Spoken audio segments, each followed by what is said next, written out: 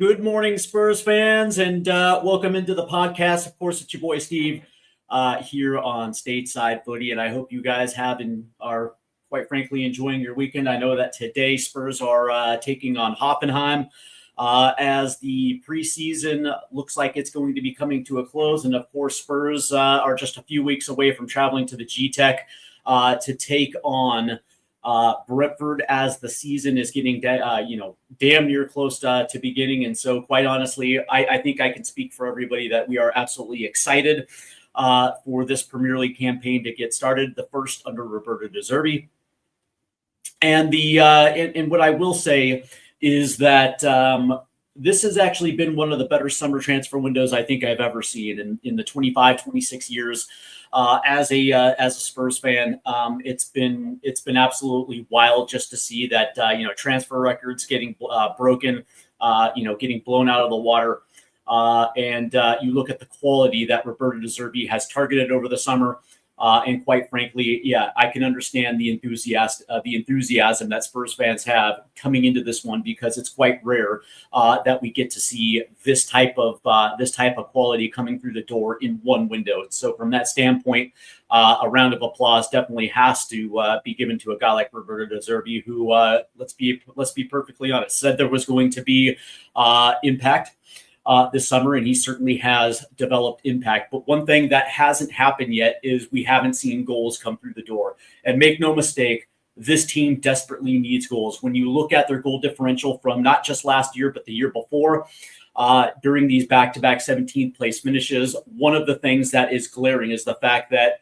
this team should be somewhere in the 70 goal mark. We finished well short of that. And listen, when you look at last year's table, if they actually had 20 more goals, 25 more goals, you're in that 70 to 75 range, and this team is nowhere near the relegation mark. It was one of the most glaring obvious holes. And of course, the powers that be that run this club completely ignored it. Not only did they ignore it, they traded away goals. They never replaced those goals. And we definitely earned that relegation battle last year in more than one ways. But that being said, we saw this team reinforce their midfield. Of course, we have Fernandez and Sandro Tonali. You saw this team reinforce their back line, which for me, I absolutely love that. So, you got Van Hecke, you got Marco Senesi, you got Andy Robertson, and of course, Roberto De Zerbi making the decision to let Big Tony Kinski be the number one. I absolutely love it. That is the beauty of football, because there are going to be moments where some people will say, I don't rate that player. But that being said, that player bets on himself to the point where he makes you a believer. And I think that was one of the things that Big Tony Kinski did for me last season down the stretch, replacing, Vicario. And all of a sudden he kind of stepped in and he made people forget about the first couple games a couple years ago. And of course, the absolute howler that he had at Atletico Madrid. I'll tell you what, man, that was absolutely beautiful. But one of the things that we're going to be talking today is this search for goals, because it is a must. It is a non-negotiable. It's a non-starter, whatever adjective you want to use to describe. It is a must. But before I do that, I do want to talk about Cristian Romero and also Djed Spence, because I think the reality of these two players is being overshadowed because they are fan favorites. Before I do that, let's go ahead and check the chat, because we have Luke Robinson, 5095. Good morning, Luke. I hope you're doing well. He says, come on, you Spurs. I agree. Come on, motherfucker. Carl Slim Blue, a.k.a. Audio Artisan. What's going on, Carl? I hope you're doing well. Yeah, man. How's your weekend treating you, man? Is the lineup out? That's a good question. Let me go ahead and check that real quick. Over here in the United States, every once in a while, yeah, it is. Hold on real quick, and I will bring that up for you guys in just 1 second.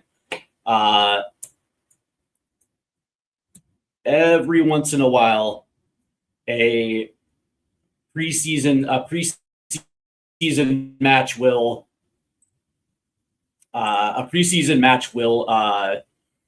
be shown over here on American TV. That being said, I already have a crap ton of streaming services already, and I didn't feel like, Spurs, whatever they're calling it, Spurs Watch or whatever, was the juice was worth the squeeze, because you're only talking about like a handful of preseason games, and then it's completely useless the rest of the season. So there's your lineup today versus Hoffenheim. Big Tony Kinski is going to be in net. We have Robbo off the left side, Senesi and Van Hecke. And it looks like it's going to be Archie Gray probably playing that right back position. And of course, we're going to be talking a little bit about that today. It looks like your midfield is going to be Gallagher, Tonali, and Bergvall. And then, of course, your attack is going to be Matisse. Looks like Matisse Tell off the left, Richarlison down the middle, and Mikey Moore off the right. And of course, your bench is going to be Austin, Kota Takai, Jamie Donnelly, Tyrese Hall, Hardy, Elliot Paris, Byrne, and Adewale. So that is going to be your lineup today against Hoffenheim. So awesome. Let's see. Kinski is a mentality monster. I would agree. Yeah, that's probably one of his biggest traits. On top of shot stopping as well too.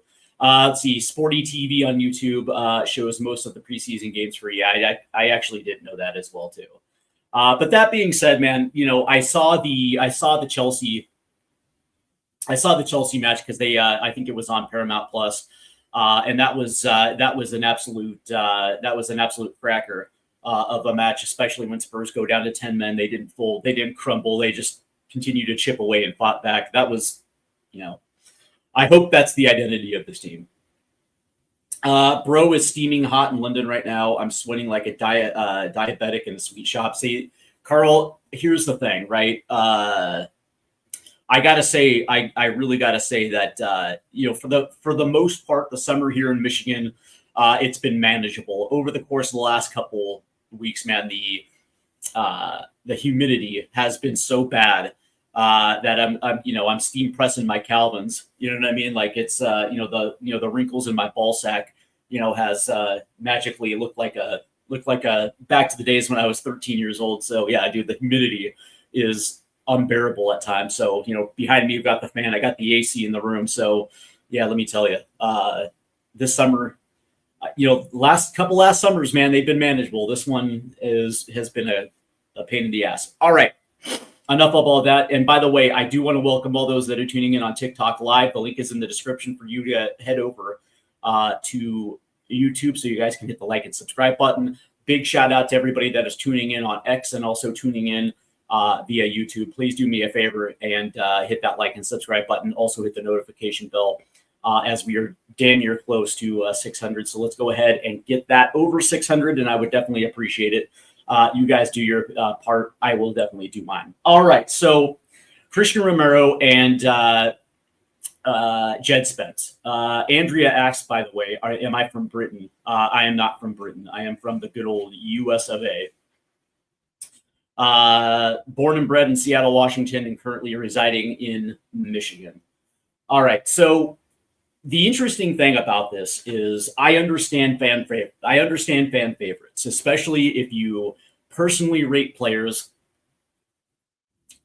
I understand it because it sells jerseys, it's talking points, and it's, listen, man, you guys go to the pub, you guys are talking about players, and I've certainly been there as well too, where you throw out a name and you're hoping somebody kind of agrees with you.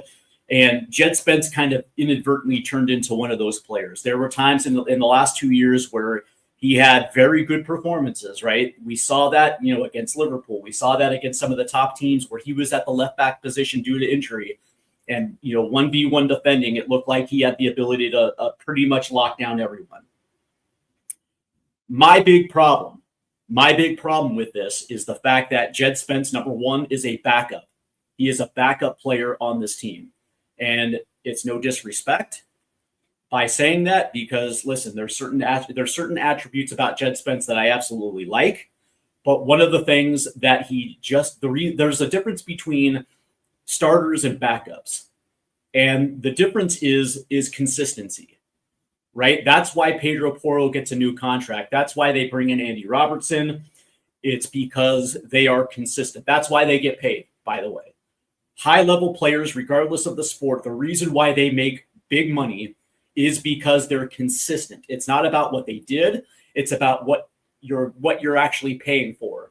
And it's not about just the season. It's in the seasons ahead. And especially if you're 25, 26, there is a they have these software programs where they can they can accurately predict exactly what's going to happen in the next couple of years. And that's the reason why guys like Pedro Porro or the best backs in the league get paid the way that they do, because they have proven up to a certain point that they are consistent. That's the problem with Djed Spence. And maybe he turns the corner with Inter Milan. You never know. But one of the things I can unequivocally tell you is there was a reason why he wasn't a starter with Spurs. And a lot of it had to do with consistency. And I still remember on multiple occasions where Djed Spence would actually have a very good game. And, you look at the ratings, whether that's FOTMob, whatever, rating site you go to, and you would see like an 8 or an 8.5. He would have himself an absolute brilliant game. And then he would follow it up with a howler. There was just no consistency in this game. And the biggest problem with this is he wants to play left back. Fair. Unfortunately, we have 2 left backs that are going to be ahead of him. And the problem with this is the fact that let's understand that he's a right-footed player with a weak off foot. His weak foot isn't exactly strong. To the point where if you're trying to play short passes down the left, or you're trying to play a ball long, he is going from right foot over the left shoulder. And so from that standpoint, he doesn't necessarily have that accurate pass where he can play it over the left shoulder and hit his winger in stride. Generally speaking, what ends up happening is he's got to play it on his inside foot, and your winger is going to have to stop, turn around, and try to receive the ball. And we have seen so many attacks come to a close, whether or not defenders can play it, and all of a sudden we have turnovers, or the ball just completely misses the winger. The other thing is on the overlap off the left-hand side.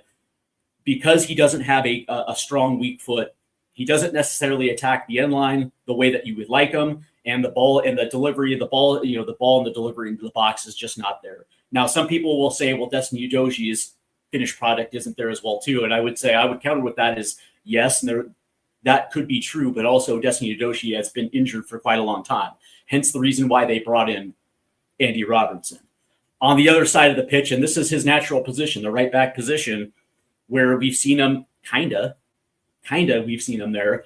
But that being said, Pedro Porro is not going to be unseated. And so from that standpoint, you're talking about a fan favorite, but let's be perfectly honest, he's a backup wing back.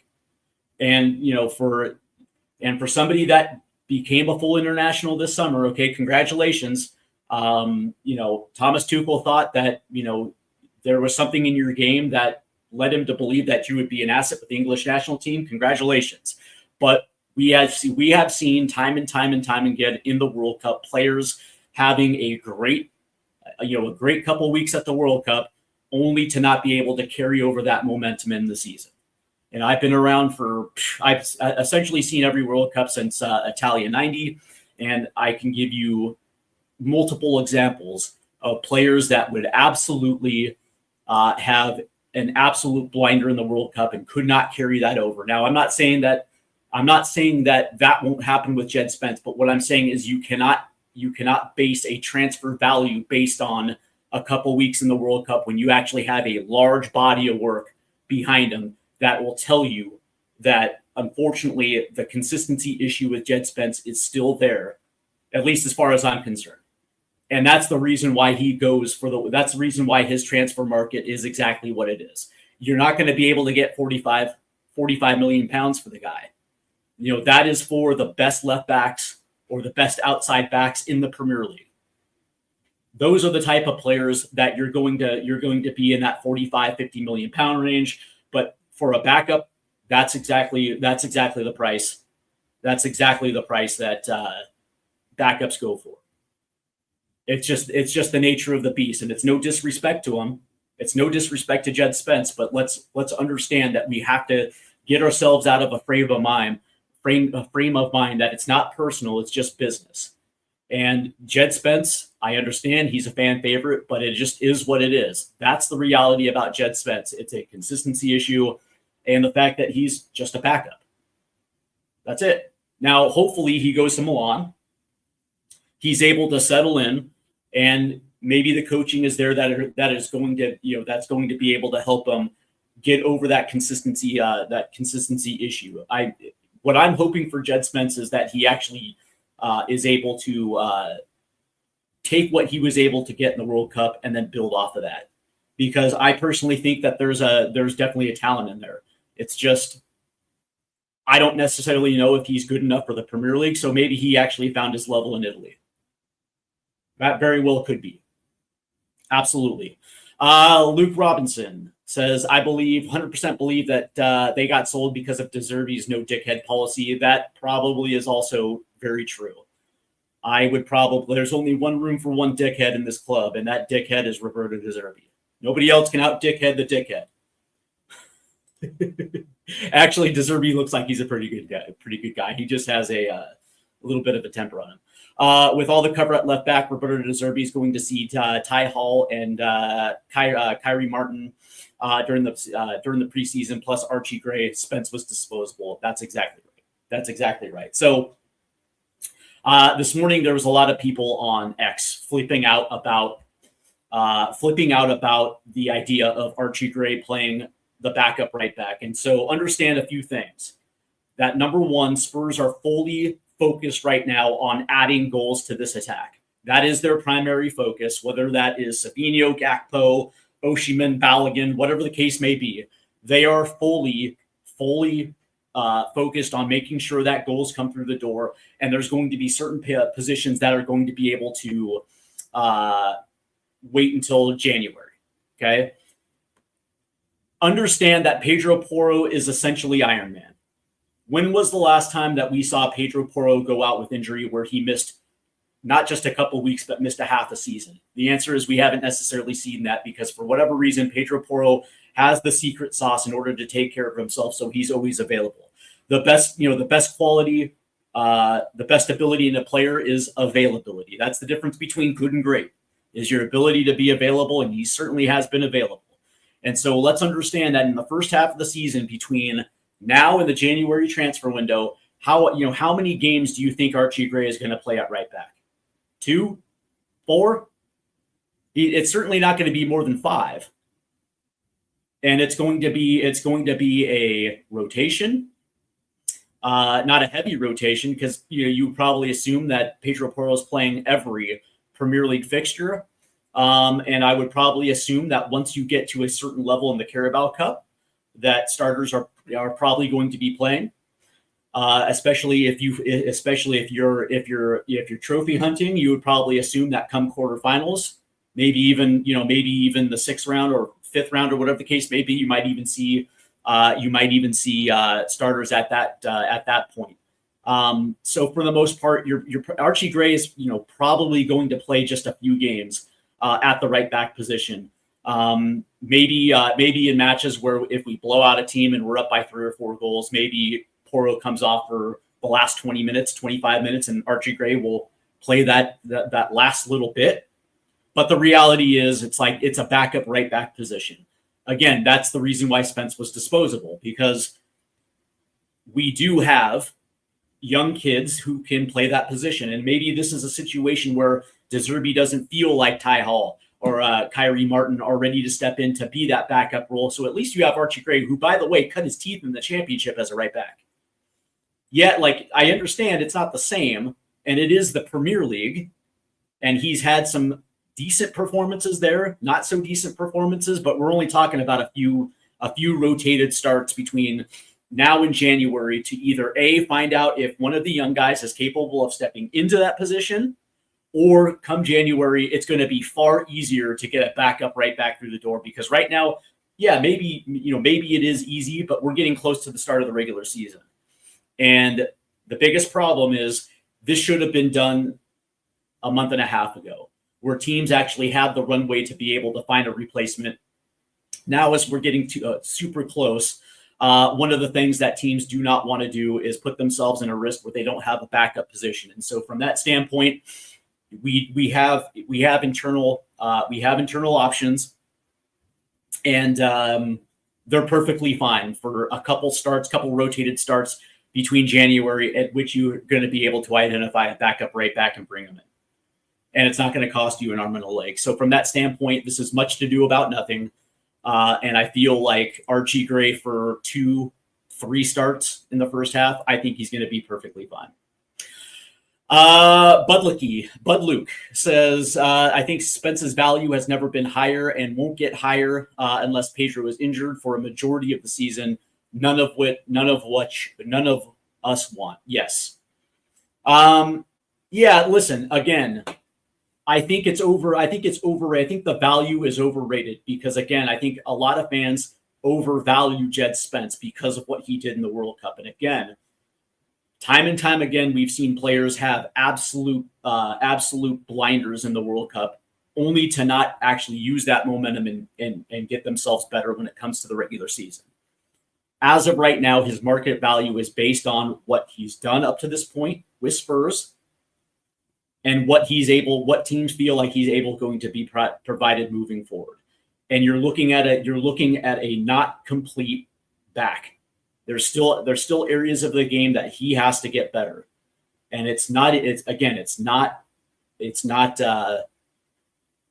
personal, it's just business.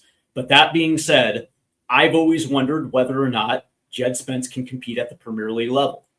There has been moments of very good play, and then there's been moments of very not so good play. And now he's going to Serie A, which is a step down. And who knows, maybe that's his level. We are going to find out in the first month of the season whether that is actually going to come true or not. And by the way, I don't want Spurs fans to at me on Twitter and see, he's playing well. And it's like, yeah, he's playing. He probably is going to play well, but understand it's at the Serie A level, not the Premier League level. Dan Davenport, what's going on, Danny, my boy? He says, hey, Steve. Hey, Dan, how you doing? The other guy I wanted to talk about is Cristian Romero. I've defended Cootie.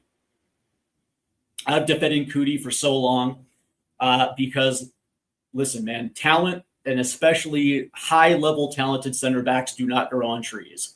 It takes a long time for a center back to develop and to climb, I guess you can say, climb that ladder to put yourself in a position to play for a big club. And I thought Cristian Romero was a special center back.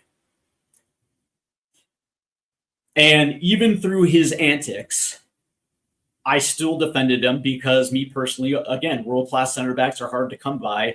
And I've said it on multiple occasions that talent for talent, the center back pairing of VDV and Romero was better than Toby and Jan, talent-wise. Now, certainly performance-wise, maybe that didn't necessarily come to fruition. So for that, I'll gladly admit that maybe from a performance standpoint, I was completely wrong. But last year, something rang true. And I think a lot of it had to do with the losing. You know, you go through a 17th place season. Okay, it was great because we won the Europa League the year before. There was a lot of momentum coming into it. And Ange gets sacked, which had an effect on the group because I think we all know now that this group had bought into Ange 100%. They replace him with a guy like Thomas Frank. And I think there was a lot of problems between Cootie Romero and Thomas Frank to the point where I think that manifested itself on the pitch. There were times where I got the impression that he was trying to take himself out of the starting 11. Like some of the mistakes, like he was good for a mental brain fart from time to time, where sometimes the light would go off on a set piece and he wouldn't mark a guy and somebody would score on him. But overall, like he usually kept his composure and he usually kept his game at a high level. Last year, it was like, dude, he was making mistakes left and right to the point where you got the impression that he was doing everything that he could to take himself out of the starting 11. And as a captain, you are held to a higher standard, a very high standard, because you are the leader. And when your leader is doing things like that, personally, that's where I kind of that's where I get that's where I jump off the boat. And the thing about this is promises were made, from the executive box to Cody Romero when he signed the extension, and promises weren't kept, and he felt disrespected. And I think he lashed out far too much to a point where even as a world-class defender, there is a line that you cannot cross. And I think he crossed that line to a point where they just decided to go into a different direction. And of course, when you have a guy like De Zerbi who needs 100% buy-in, that's it's the reason why we saw Van Hecke come in. There's a reason, there is a reason for it, and there's also a reason why VDV was willing to re-up again, because he's 100% bought in with Roberto De Zerbi, where Cody Romero, on the other hand, is not. And I think the interesting thing about it, his market value took a hit last year. You're talking about, in any other year, you're talking about a center back that could be pushing the 85 million pound mark. But because of what we saw last year and some of the antics, I think that actually kind of played a little bit against him. And because we upgraded the position, he became, I guess you can say, what's the term? I guess spare parts to the sum of the entire group. And so from that standpoint, I think teams around Europe understood that Spurs are going to have to get rid of him, and this was an opportunity to potentially grab him at a cheaper price point. Now, I thought that price point would go from like 85 to 65. I still thought that we would be in that area, but it turned out it was a little lower. I don't necessarily have a problem with it. I really don't. I appreciated the goodbye that he put out there on Instagram. It was nice. And I certainly wish him nothing but the best in his future endeavors. But I think that bridge had been burned. And it's too bad, too, because I think Cody Romero gave this team a lot of good moments. But the end result was getting worse. And one of the things that you absolutely cannot do, especially when you're starting this new project under Roberto De Zerbi, is have a guy who's only 50% in. You can't have that. You're either 100% in or you're out, and you can't be 1 foot in and 1 foot out the door. And so from that standpoint, this was the opportunity to move them on. And I think really at the end of the day, Atletico Madrid was the club that he wanted to be in, and I think Spurs did him a favor by facilitating that deal. And I think they were okay with a lower price point, because I think Atletico Madrid couldn't afford, even at 65. I don't think they could afford it. And so they took care of the player. I'm okay with it. Doesn't bother me whatsoever. And I certainly wish those two the best. But that being said, the idea of bringing in a new center back like Van Hecke to pair with VDV, you're essentially getting what is the starting center back pairing for the Dutch national team.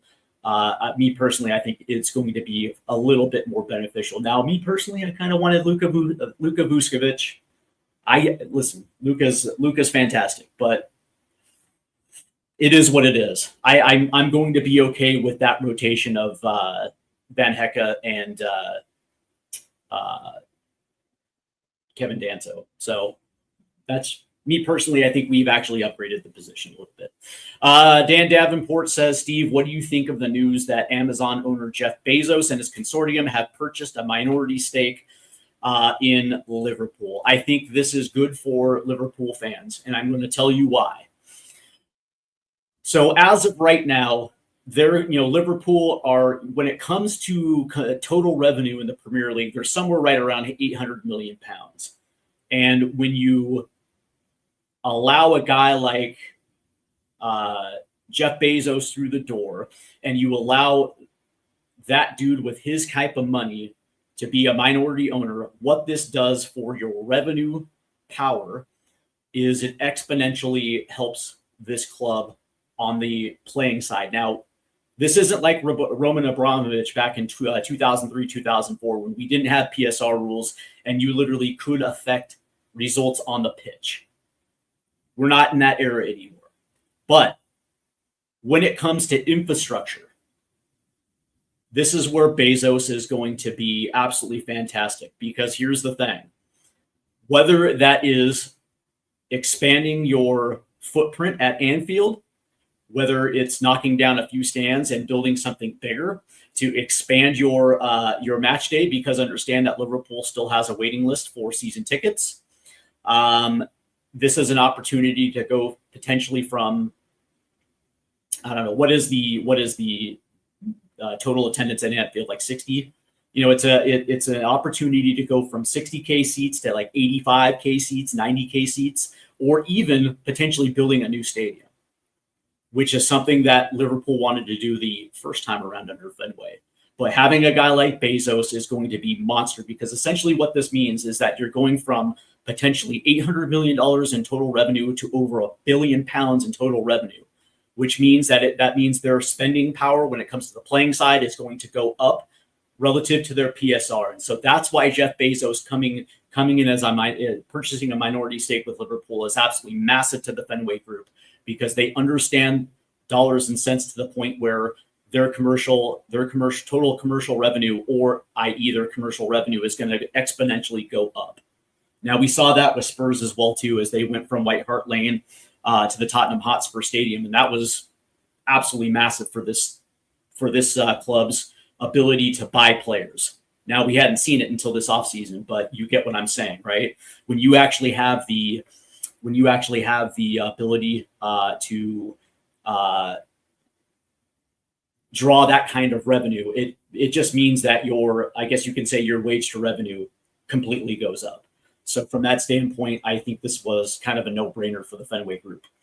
Any news on the Gakpo to Spurs front? Yes, we're going to be talking about that in just a second. My guy, Dave Harris, what's going on? What's going on, Dave? I hope you're feeling well. I hope you get back in the driver's seat sooner rather than later, my friend. Yeah, big up to you, my guy. All right. So goals. And again, I started this conversation at the top by saying, as much as I liked the signings of Van Heck, Tonali, and Fernandez, because reshaping the defensive back line and reshaping the midfield was a must. But one of the things that this team absolutely needed to do, and there was a reason why we finished in 17th place, is because we didn't have the ability to score goals. The concerning aspect of this is when you spend 85 million on a Matias Fernandez and you spend $100 million on a Sandro Tonali, you give fans unrealistic expectations, because you give the impression that you're shopping now with the big boys. You're shopping at the Maserati dealership, or you're shopping at the Porsche dealership, or whatever the case may be, when really those deals were relative to market value. They really were. And sometimes players cost what they cost. But the reality is, when you're looking at the striker market, it's not conducive to the number in which you paid for a midfielder, because it's easier to, right now at least, it's easier to get midfielders through the door. It's easier to get wingers through the door than it is strikers through the door. And the reason for that is because, quite frankly, 20 goal strikers aren't available. And if you're a team that has one, you're not going to let them go, because you can't replace the production. It's going to take you longer to at least try to build that in the aggregate. And teams are just unwilling to give up on those players unless you absolutely blow them out of the water. Like Red Bull Leipzig was absolutely overwhelmed for Jan Diamande. It was to the point where they couldn't say no. But that being said, you look at the targets in which we are shopping for, and the idea of potentially a guy like Victor Osimhen, who, I don't know, maybe that is the right move. I don't know. Or a guy like Flo Balogun. I don't know.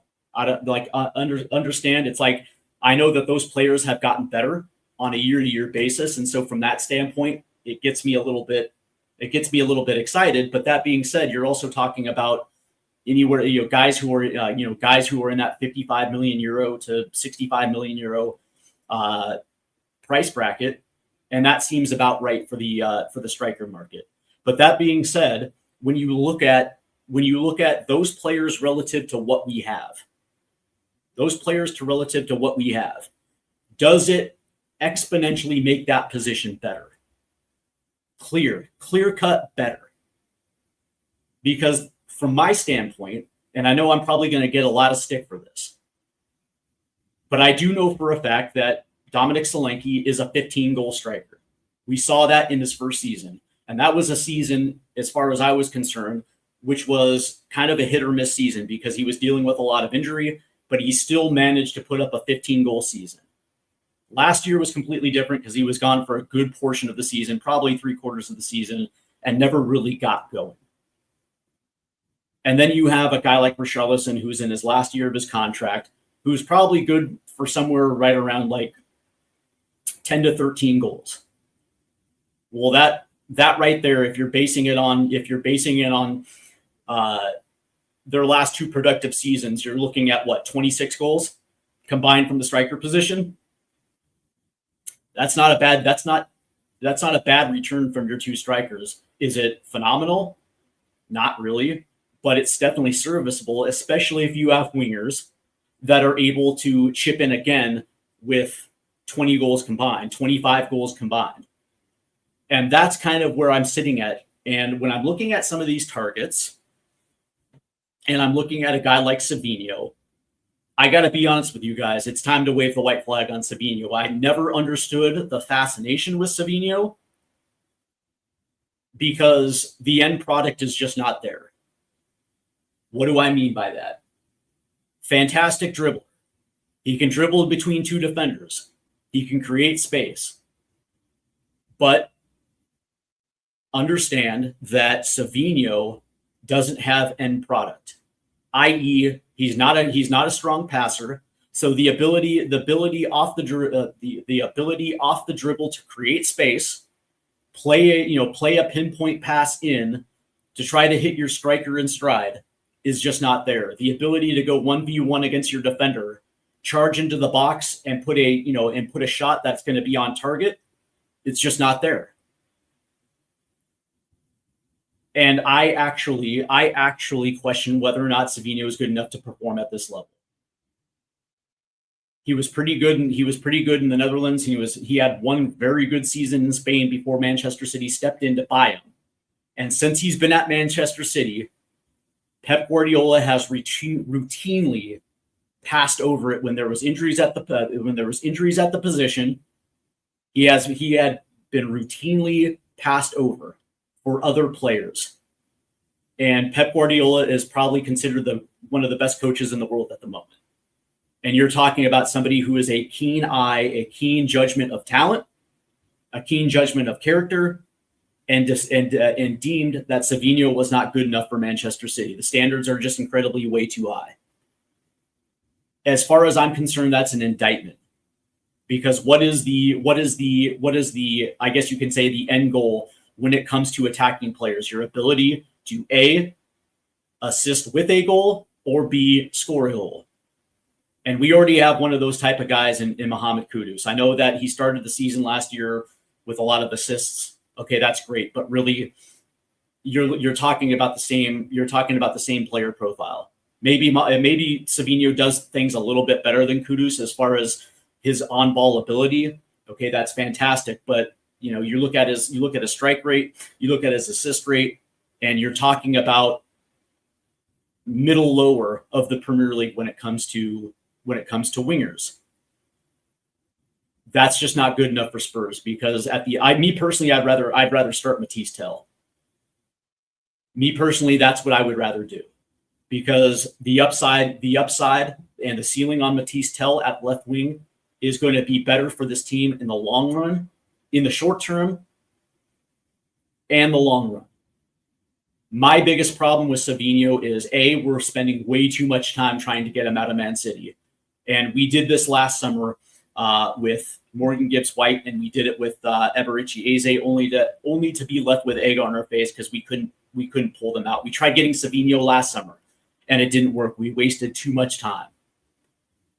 And when you look at the price, it's going to take to get him out, we are going to end up spending far too much money for a guy where, quite honestly, come January, come next summer, we're going to be looking for another left winger because the return is not going to be there, and it's going to be a massive disappointment. And people are saying, well, listen, it's Roberto De Zerbi. Yeah, understand that De Zerbi can put him in a position to play to his strengths, but at the end of the day, he's going to have to be able to prove that he can do it. There's only so much Roberto De Zerbi is only going to be able to do for Savinho. It's not like De Zerbi's got a magic wand where, he's Harry Potter and it's like, expecto patronum, this dude's going to be a 15-goal scorer. It's not. He's not. I would probably say that over the course of the 38-game schedule, he kind of like the top end is probably anywhere between 6 to 8 goals. That would be his top end, and I probably would assume that he wouldn't even match when it comes to assists. I am not a believer in Savinho, and it's time to wave the white flag because now Manchester City is like, we want 85, probably plus add-ons. And it's like, there's got to be a time where Spurs look at Manchester City and say, you know what, man, fuck you. Fuck you guys. We've been exchanging numbers now for 2 months.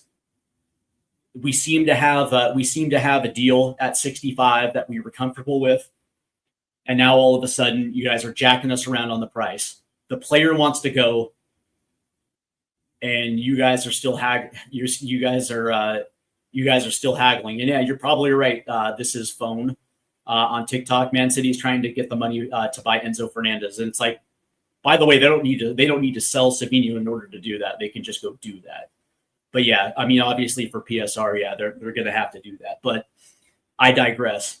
The reality is, Cody Gakpo does more for this club than Savinho. I understand that Cody Gakpo is not as quick as Savinho. I get it. And maybe on the ball, it's not as good as Savinho. But the thing about Cody Gakpo is that he's good when he drifts centrally, and he always seems to find himself in a position to score goals. And when you look at the way that De Zerbi likes to operate in the diamond midfield, quick passes in central areas that unlock defensive back fours, it's going to allow a guy like to Gakpo to have free runs in on goal.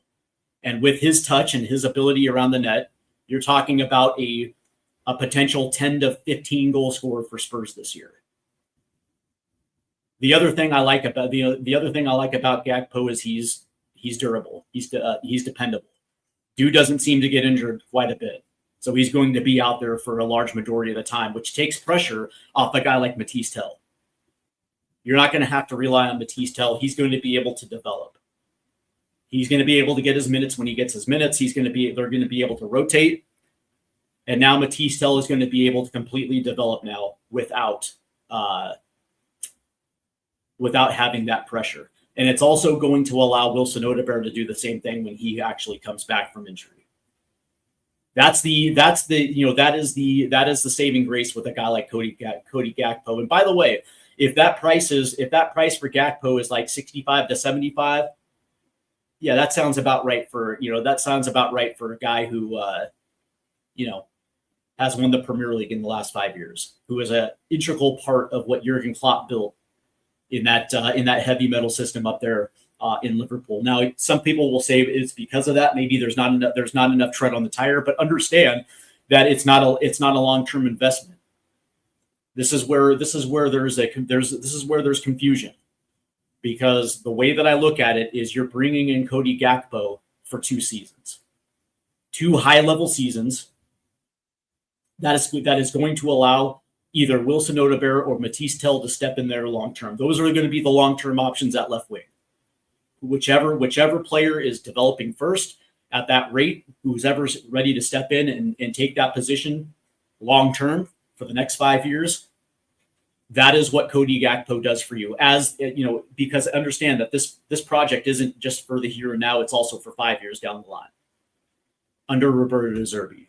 And so that's what a Cody Gakpo does for you. It takes that pressure off that position for the long term. And I will say that also, because we are now starting a new project, but when you look at the names that have come in, it gives the impression that we're also going to be contending for trophies as well too. That's a true statement. And a guy like Cody Gakpo, who has been at the top of the mountain, who knows what it takes to win, that's invaluable. That type of leadership is invaluable, playing next to a guy who knows what it's like to lift the biggest trophy in the country. You know, you can say Savinho as well too, but Savinho didn't necessarily contribute a lot to Manchester City's success, whereas Cody Gakpo certainly did. Certainly did. But striker is going to be interesting, guys. Striker is going to be interesting. And my feeling on the striker position is that it's an interesting one, because you have to weigh your internal options versus what's out there on the open market. And again, this is the problem with the striker market right now, is because teams are not going to give up their starting striker, especially if he's like a 15 to 25 goal striker. Teams are going to be very reluctant to give them up unless they are blown away. Unless they are absolutely blown away. Because again, teams just do not have time right now to be able to find that replacement, unless they actually have an internal replacement that they're comfortable doing, i.e. Monaco, because Flo Balogun seems to be available for that 55 to 60 million euro number. Okay. But when you look at a guy like Victor Osimhen, both of them come with question marks because neither of them have ever played in the Premier League before. So you're trying to gauge who is ready to step in. And I actually contend that regardless of whatever the name of the striker is that comes through, they're probably going to be starting right away, day one, regardless if it's Balogun or Osimhen. They're coming in because of the amount of money that you're going to spend on them dictates exactly the playing time right out of the gate. And so from that standpoint, you're looking at a battle for second place between a guy like Dominic Solanke and a guy like Richarlison. The interesting thing about this is the downside of Solanke and Richarlison is the injury issues. Okay. That is the downside, because we know that since Solanke has come to the Tottenham Hotspur Stadium, he has dealt with a lot of injury. And there was a time there where Richarlison would come back off an injury. 2 weeks later, he would be injured again, and he would be gone for large stretches of time. And so from that standpoint, you're wondering about whether or not these guys are going to hold up. But again, this is the conflict that these guys are looking at, where it's okay, fine.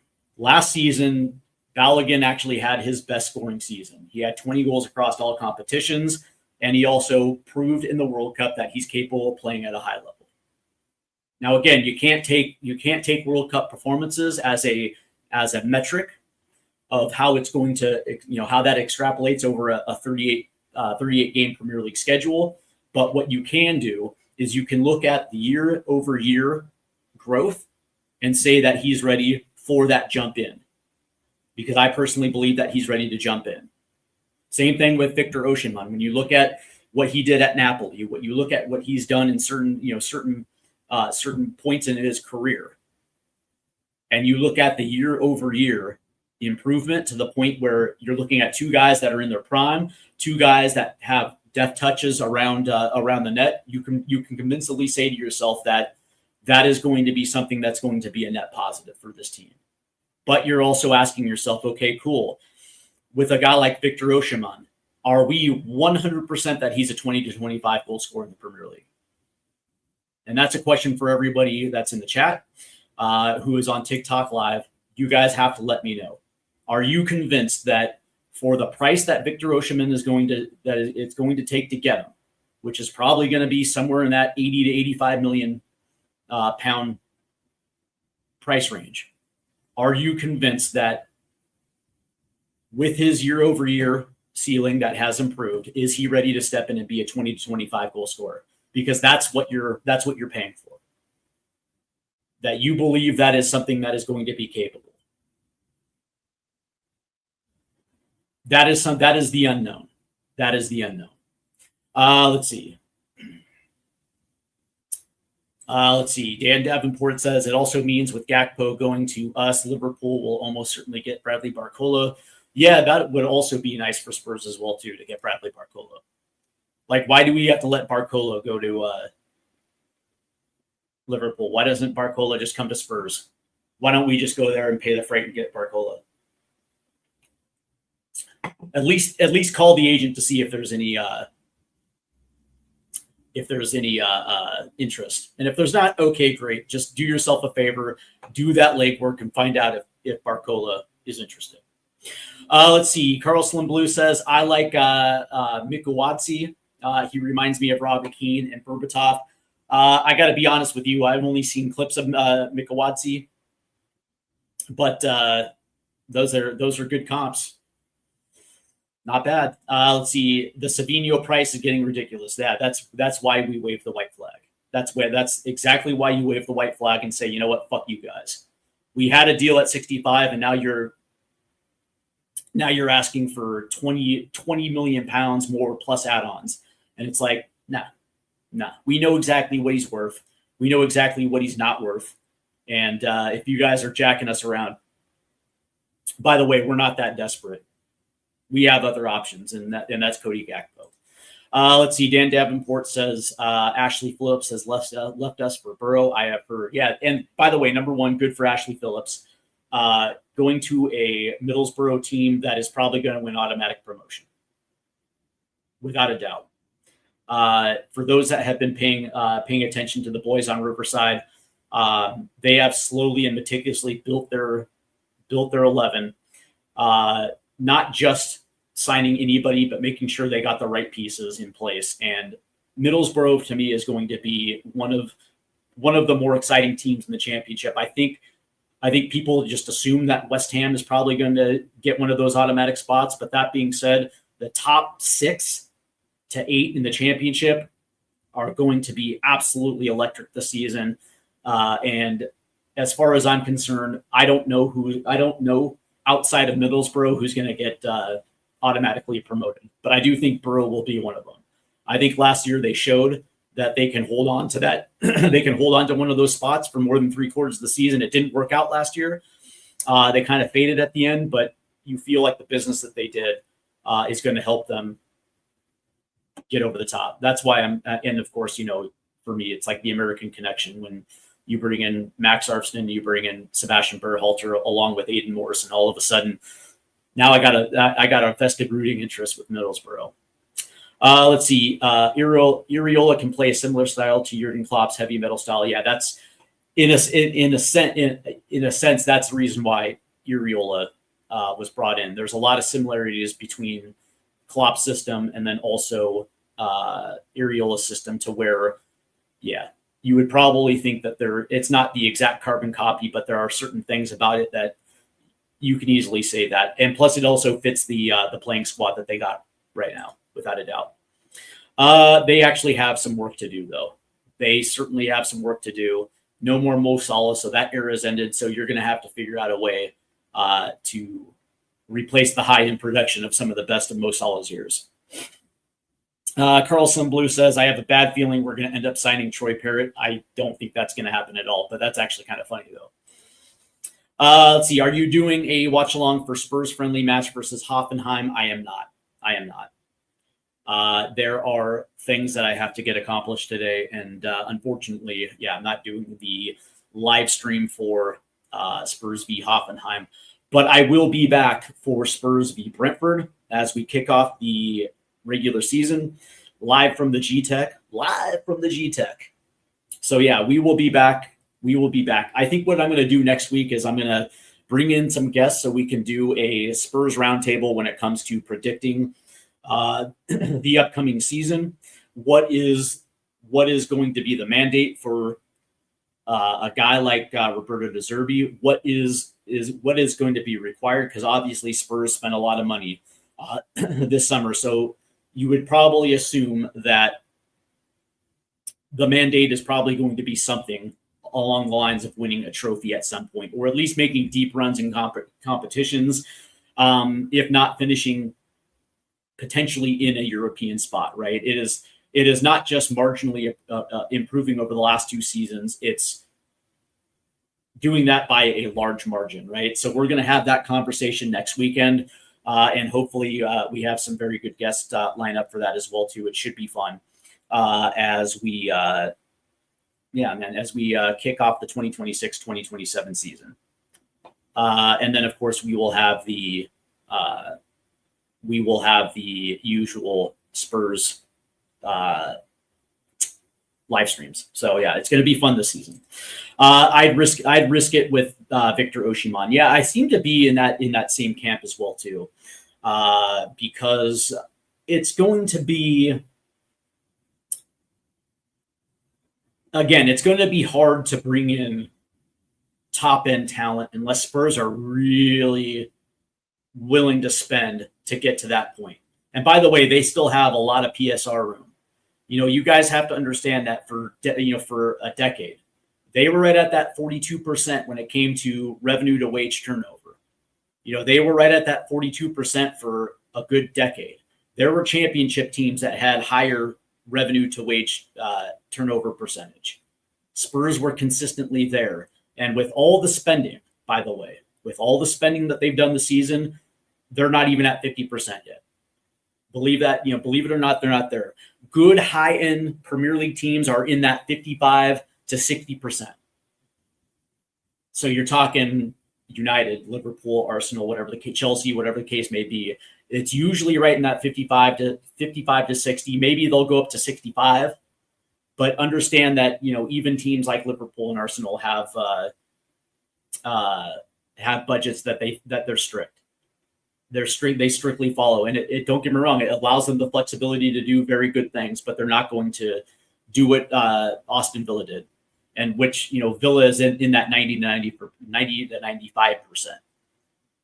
Right, that like what Villa did was insane, and they're kind of doing themselves a disservice because A, they don't have enough wiggle room, and B,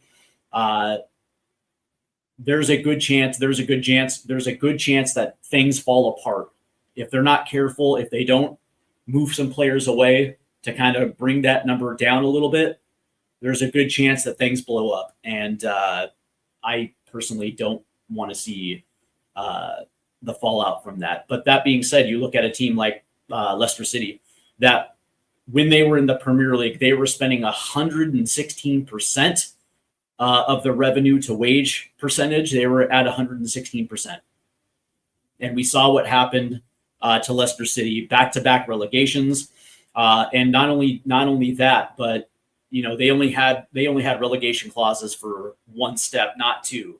And when you look at the overhead that Leicester City had, man, that's unreal. It's unreal. So that, like, if you're a team that is doing that, there's it's one thing to be ambitious. It's one thing to show ambition, and that's great because it sells tickets. It gets your fans absolutely jacked.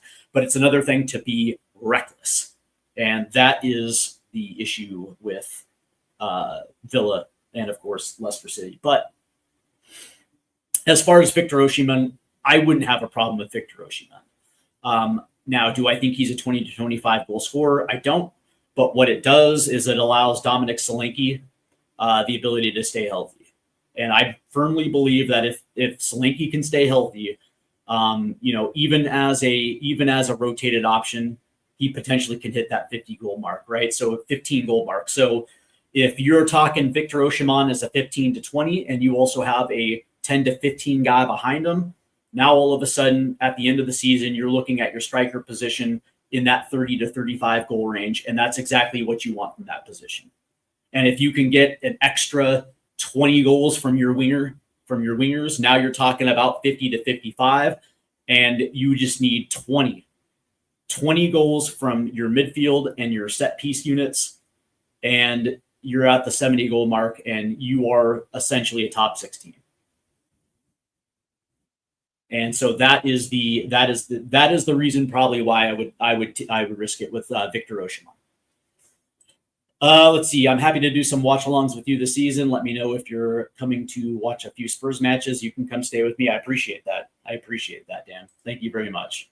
I do have I'm deciding whether to come back to the Tottenham Hotspur Stadium this year or if I'm going to go to Milan, Italy to watch AC Milan versus Juventus. I'm still making that decision. Whether I go back to London or I go to Milan this year for AC versus Juventus. That would be absolutely fantastic. Let's see. Villa sold Morgan Rogers and Tielemans already. Yep. So they're doing themselves a solid because they have to. They were in a position where they had no choice but to remove some of that excess wage from their wage bill. It's a good move. I can see Villa struggling this season. Same. I still think they're going to be a good team. Under Unai Emery, me personally, I think that that team is still going to be a top 10 team. Now, whether or not they're going to be a European contender, that is yet to be seen. But I still think there's still enough meat on the bone where they're still going to be competitive. Let's see. Man City, I think, could be vulnerable without Pep. I still think that's going to be a European team. Now, are they going to be championship contenders? That is yet to be seen. But who knows? I don't know how I feel about Enzo Maresca, man. It's one thing to get a team promoted from the championship, but ultimately it didn't work out at Chelsea. And I guess the question that I have with Man City is, are they going to back Maresca like they backed Pep Guardiola? And my feeling is no, because of everything that's going on with Manchester City. Because there's still a spotlight on them with 115 charges, they actually have to perform. Like the team that's taking PSR seriously, right? So they can't allow themselves to slip up, which means they're going to have to perform like a club that is willing to move on salary in order to take on salary. So we'll see. I still think that's a pretty strong team. So we'll see. Let's see. Juve are my Serie A team. I was a big Del Piero fan when I was younger. I got to be honest with you. I was never really a big Juve guy. At times, I liked Inter because I was a big Wesley Sneijder fan. Obviously, I pay attention to AC Milan because of Christian Pulisic, and Juve because of Weston McKennie. And so from that standpoint, I got irons in the fire. But, the interesting thing is over the years, Italy, I don't know, man. I've always just been more of a Premier League guy. Don't get me wrong. I still watch the German Bundesliga and I do watch Serie A, but I don't know, man. As the decades have gone on, the level of quality in Serie A has kind of dipped to a point where what pisses me off is the fact that it's like 70% foreign players. There's not a lot of high-end Italian players anymore in Serie A, whereas 3 decades ago, the Serie A was pumping out high-level Italian players to the point where there was a reason why forever Serie A was the league that you went to. But that is not the case anymore. So, yeah. All right, guys. Before I call it quits on this show today, and I want to thank everybody for tuning in. You guys were awesome. I want to thank everybody that tuned in on TikTok Live as well too. You guys are fantastic. Please make sure you hit that like and subscribe button. Also hit the notification bell as well too. Yep, that too. But I will say that for me, I personally believe, and of course we're going to go into in-depth next weekend as well too. But what I will say is that for me, the mandate has to be at least a European spot. I don't care if it's Europa League, and I don't care if it's the conference. considering the last 2 seasons have been absolute dog shit in the Premier League. Being in the European spot means you're challenging for the top 6.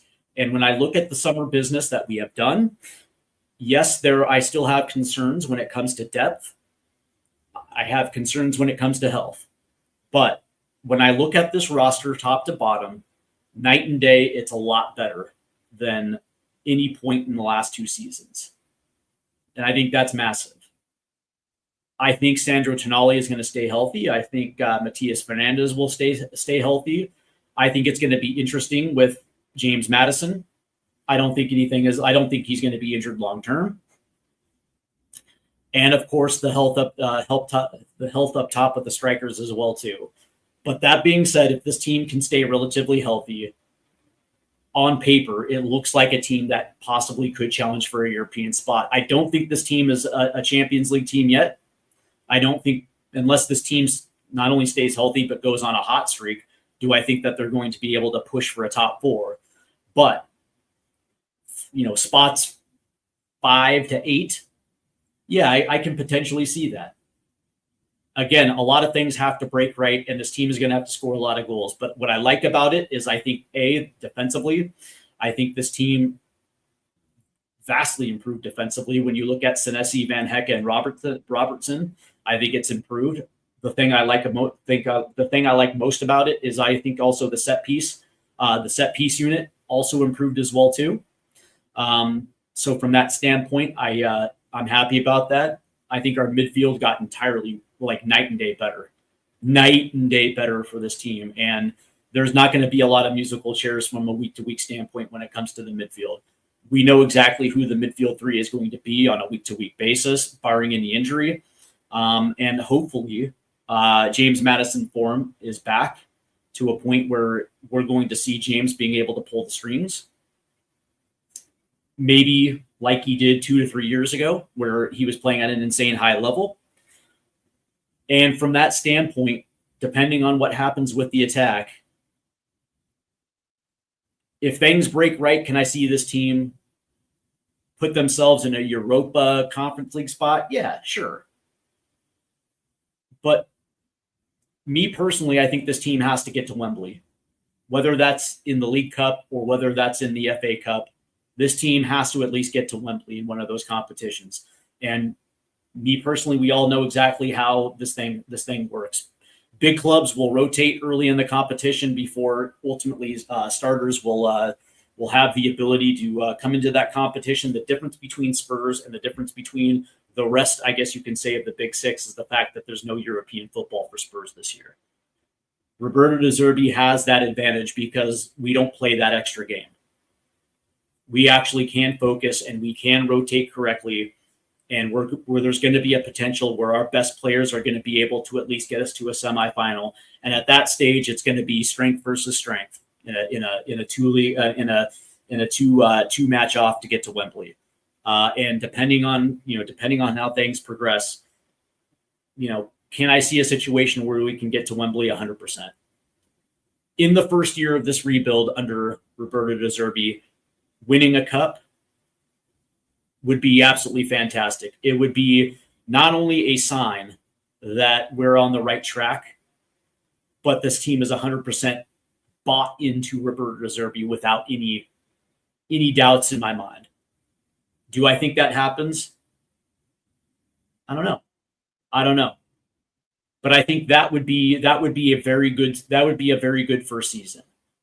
Locking down a European spot, again, whether that's the Europa or the conference, and at least getting to Wembley in one of those competitions where you have an opportunity to pick up a cup.